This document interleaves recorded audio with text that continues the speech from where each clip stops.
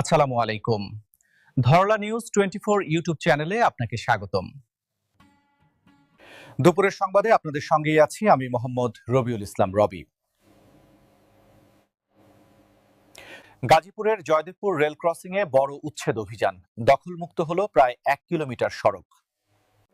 City corporation, জেলা প্রশাসন ও রেলওয়ের যৌথ অভিযানে সরানো হয়েছে অবৈধ দখল।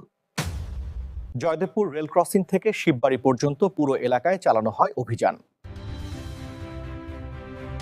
গাজীপুরে উচ্ছেদ অভিযানে নেতৃত্ব দেন প্রশাসক শওকত হোসেন সরকার, সঙ্গে ছিলেন আইন শৃঙ্খলা বাহিনীর সদস্যরা।